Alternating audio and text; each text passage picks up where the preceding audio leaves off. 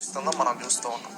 ఈ social media యుగంలో ఏంటంటే ఏది రియలో ఏది విష ప్రచారమో తెలుసుకోలేని విధంగా మనం వెళ్ళిపోతూ ఉన్నాం. ఒకటి గుర్తుపెట్టుకుంటే దీన్ని కొన్ని రాజకీయ పార్టీలు ఏం చేస్తా ఉన్నాయి, కొన్ని కాదు వైసీపీ లాంటి రాజకీయ పార్టీ ఏం చేస్తా ఉంది, ఎప్పుడు చూసినా విష ప్రచారాన్ని తీసుకొని వచ్చి ప్రజల్ని మిస్లీడ్ చేస్తూ నిజాన్ని డైవర్ట్ చేయడానికి చూస్తూ ఉన్నారు. ఈ విధంగా వీళ్ళు చేసిన విష ప్రచారాలు ఎంతకాయ అంటే ఇవన్నీ విష ప్రచారాలు చేసే వాళ్ళని ఏమంటారు, సైకో అంటారు, ఫేక్ అంటారు, ఫేక్ పనులు చేసే వాళ్ళు అంటారు.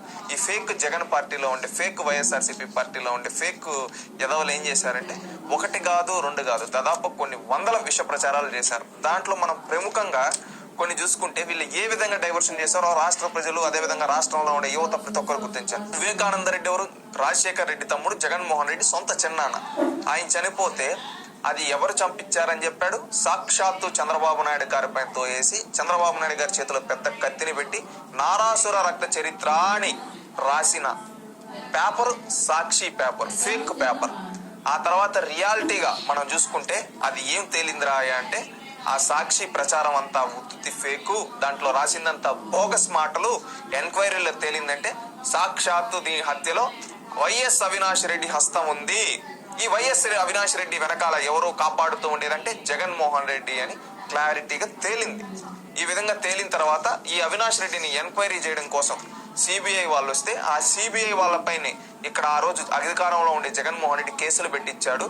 అరెస్ట్ చేయడానికి వస్తే కర్నూలు హాస్పిటల్లో ఇతను నాకు పొట్ట నొప్పి, మా అమ్మకు బాగలేదని చెప్పి దాంకుంటే ఈ దొంగ అవినాష్ రెడ్డి బయట గోండాలను పెట్టించి ఆ సిబిఐ వాళ్ళు అరెస్ట్ చేయకుండా ఆ రోజు అడ్డుకట్ట వేసింది ఈ జగన్మోహన్ రెడ్డి. అంటే వీళ్ళ విష ప్రచారం చూడండి, చేసింది ఎవరని చెప్పారు, చంద్రబాబు నాయుడు అని చెప్పారు. కానీ రియాలిటీ ఏంటి, చేయించిందంతా అవినాష్ రెడ్డి, జగన్మోహన్ రెడ్డి అని క్లారిటీగా తెలియదు. ఇలా ఉంటుంది వీళ్ళ విష ప్రచారం. రెండోది కోడికత్తి డ్రామా.